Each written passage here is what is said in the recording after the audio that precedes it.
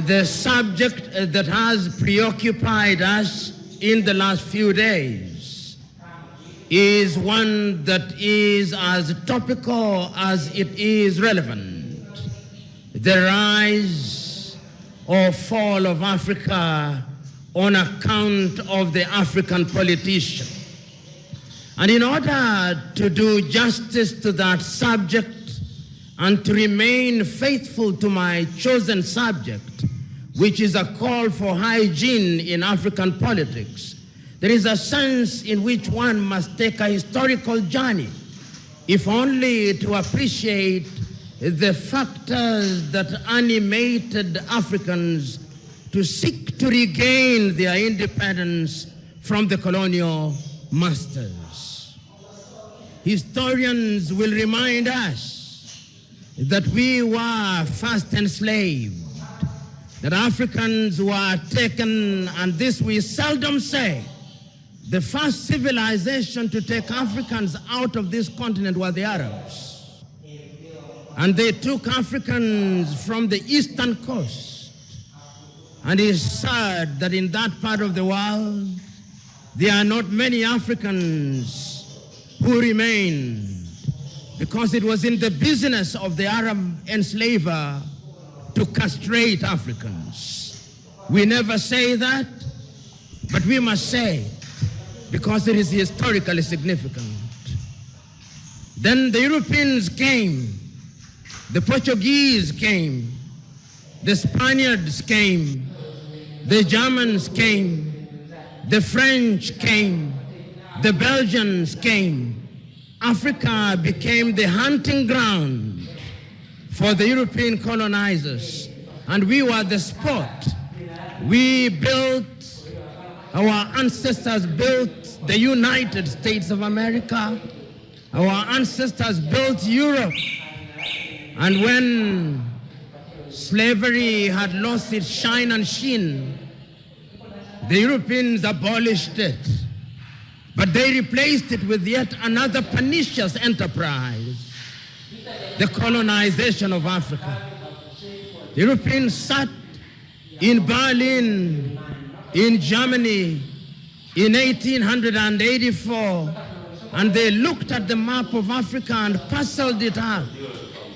The British had their share, the Germans had their share, and Tanzania or Tanganyika was their share, as was Rwanda and Burundi. The Spaniards were Johnny-come-latelys in the arena, and they got little Equatorial Guinea and Southwest Africa. The French were here, the Portuguese were here, and we were colonized. This time round, they did not take us away. They came here, and they controlled us. And they told us, not in so many words, that we were children of a lesser God. And we were treated as if we were children of a lesser God. In fact, they told us that on the day of creation, we were merely hewers of wood and drawers of water. And if anybody were to doubt it in 1948, it was more blatant when Hendrik Verwoerd instituted the apartheid regime in South Africa. But yet there is a sense in which the God that we worship never sleeps. The colonial enterprise ran its course. And the European tribes, the Europeans never called themselves tribes, they called them nations, were engaged in a war. First in 1918, the European tribes fought. And they had something called the League of Nations, which died. Then they fought again in 1945.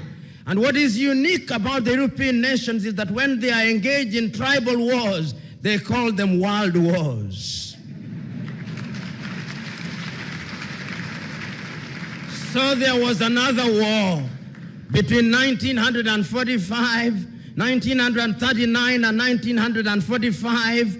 And after that, a new kid on the block, the United States of America, took the lead in saying that colonialism was something that was undesirable. But at that time, Africans were never quiet. Those who had been taken out had already started agitating. Many of us here will remember Marcus Garvey, of whom Bob Marley says, Garvey was a buffalo soldier in the heart of America.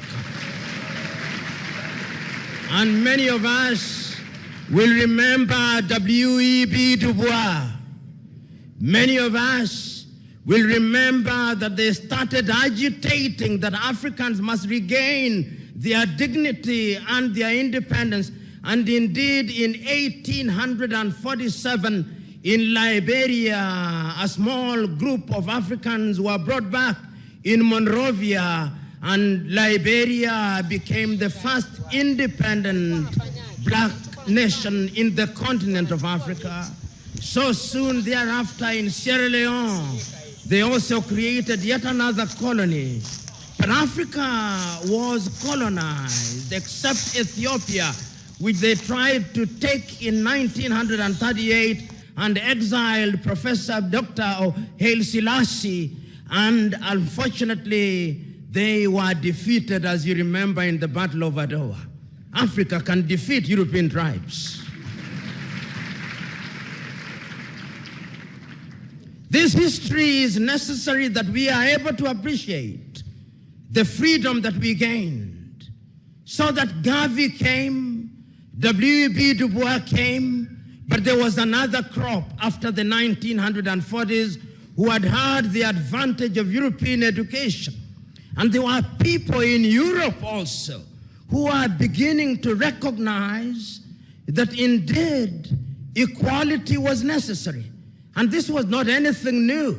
In 1776 in the United States of America, the American state sitting in Philadelphia in the United States of America declared unto themselves that all men are born equal, that they are endowed by their Creator with certain unalienable rights, that among those are life, liberty, and the pursuit of happiness. A few years later in France, after the revolution, they also recognized that we were to be equal, so that the colonized nations which had now taken Africans thought that they were safe. They had taken Leopold Sédar Senghor from Senegal to Paris, and they thought that they were creating a little Frenchman. Little did they know that they were creating somebody who would want to overthrow them. They took Félix Houphouët-Boigny from Côte d'Ivoire, and they thought that they were creating somebody who would be subservient to them. They took Ahmed Sékou Touré and Modibo Keïta, and they thought they were safe. Little did they know that they were creating the future leaders and agitators against French colonization. And it did not stop there. The Portuguese also took Agostinho Neto and Amilcar Cabral and Eduardo Mondlane to Lisbon. Little did they know that those individuals would be the catalyst that would be necessary in the process of decolonization. The British also had their fair share. They took others. They took Mwalimu Kambarage Nyerere, Hastings Kamuzu Banda, Kenneth David Kaunda, and many others to the United Kingdom, Jomo Kenyatta. Little did they know that those would be the individuals who sometimes later, and in Ghana, of course, they took the Osagyefo, Kwame Nkrumah, and in Nigeria, they took Dr. Nnamdi Azikiwe, Abubakar Tafawa Balewa, and Sir Ahmadu Bello, the Sultan of Sokoto. There is a sense, therefore, in which these individuals started recognizing that having been enslaved, having been colonized, we now had to liberate ourselves. And the agitation started. And Kwame Nkrumah and his Ghana acquired independence in 1957. And I still can hear Kwame Nkrumah through the vicissitudes of time saying in Accra, Ghana, that Ghana is free and will never be colonized again. But the freedom of Ghana means nothing if the rest of Africa is not free. I can hear Mwalimu Julius Kambarage Nyerere saying that is prepared to delay the independence of Tanganyika so that Tanganyika, Kenya, Uganda would become independent at one time, Mwalimu could see the future with the exactitude of a Jewish prophet. Jomo Kenyatta and Obote could not. And therefore, we gained independence as separate states, and the story will be told shortly. So what do we see? The agitation, the demand by the people that we must be decolonized. And why is it that we were asking that we must be decolonized? Why is it that we were demanding that we must regain our independence? Because throughout the ages, it was always the divine plan that men must be masters of their destiny. And when we gained our independence, the leaders of the day were eloquent as they were clear that the reason why we were asking to be independent is because we wanted to take charge of our affairs. We wanted to be the governors. We wanted to have our young men and women acquire education. We wanted to control the production of our food through agriculture.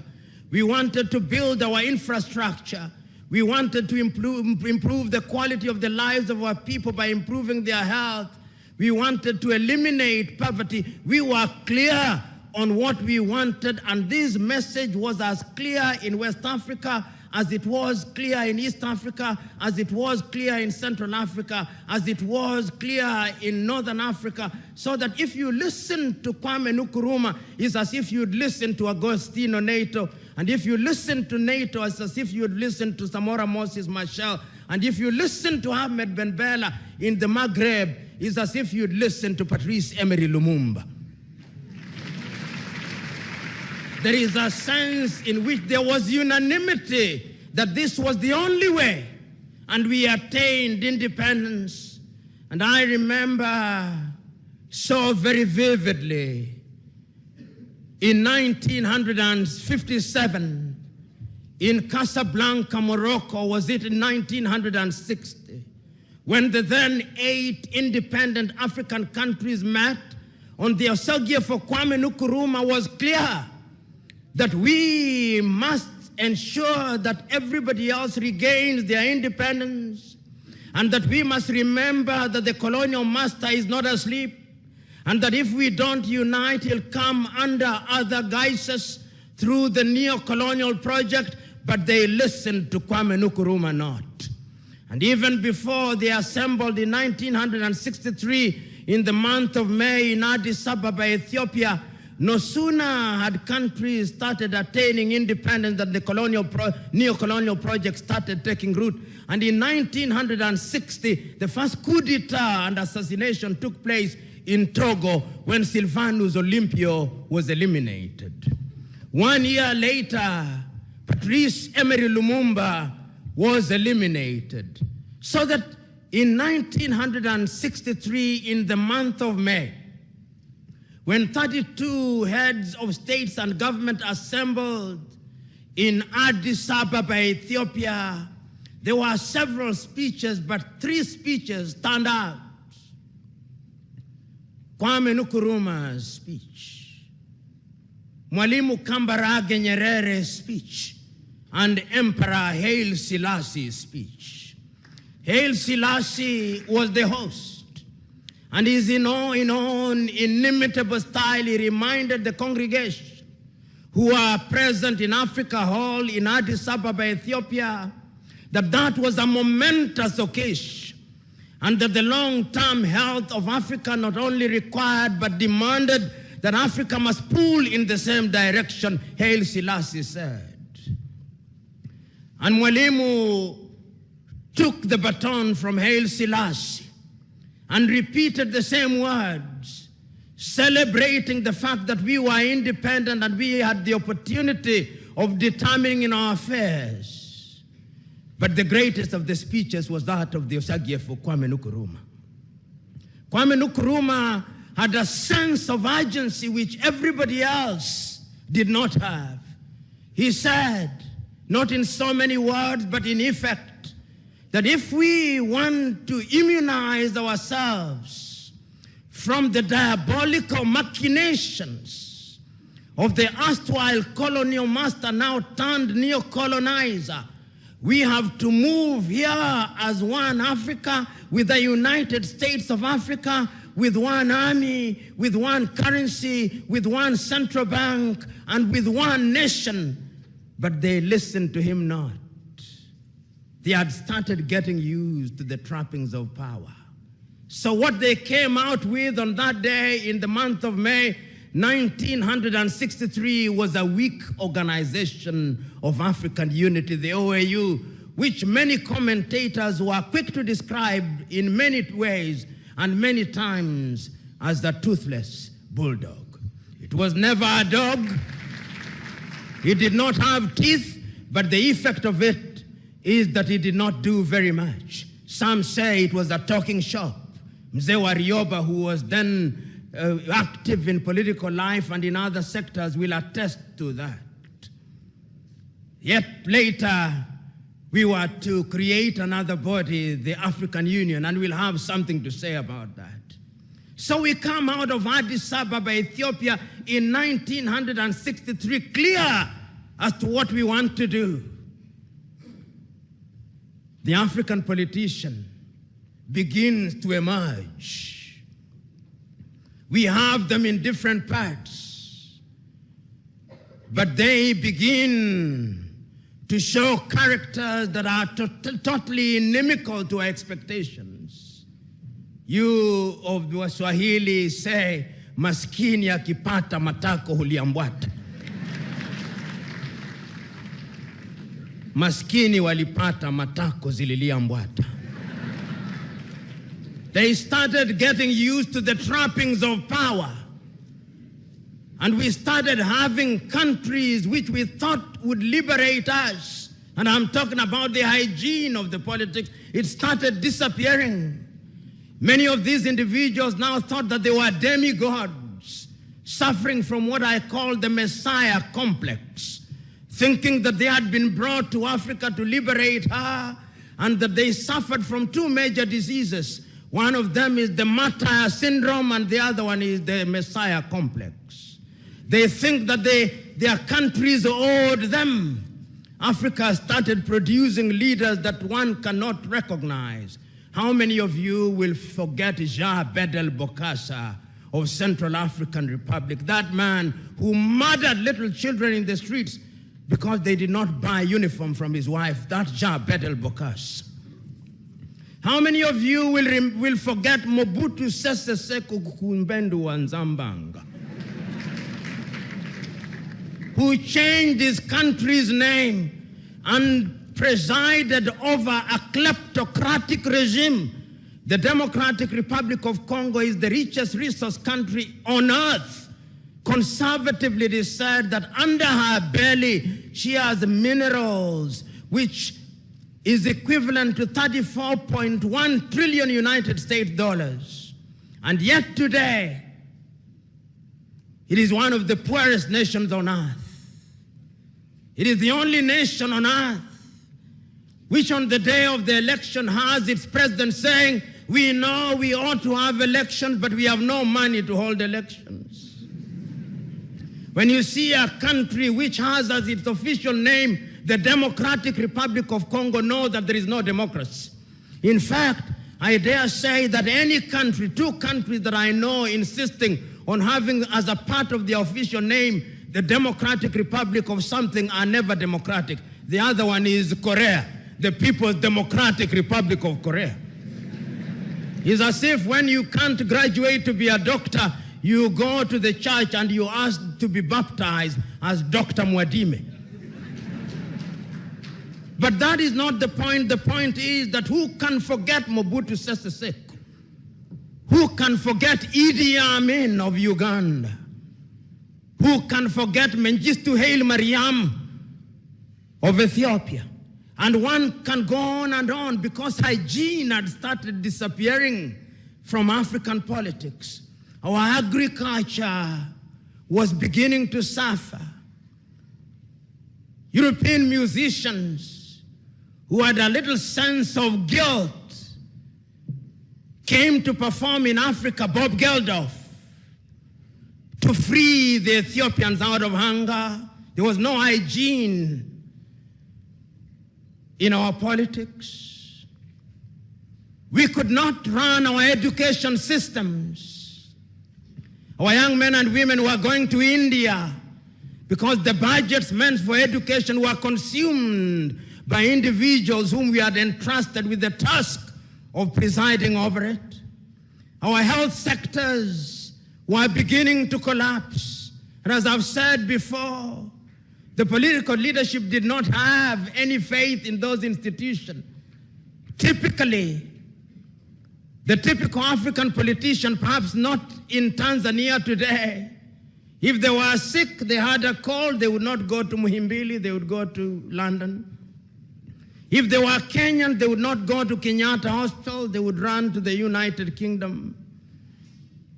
Tragedy, no hygiene in our politics because Africans had started engaging in theft. In fact, I used to say that African politicians were thieves. Then I went to Uganda and I was told that they are not thieves, they are looters. And when I went to Liberia last week, I was told they are not looters. I was told they are looters on an industrial scale. That is the logical metamorphosis of the African politician whose appetite for public wealth is completely insatiable. Hygiene was disappearing from African politics. And we could see the effect of the disappearance of hygiene in African politics. But there was always the erstwhile colonial master to assist. Coup d'etats started visiting Africa.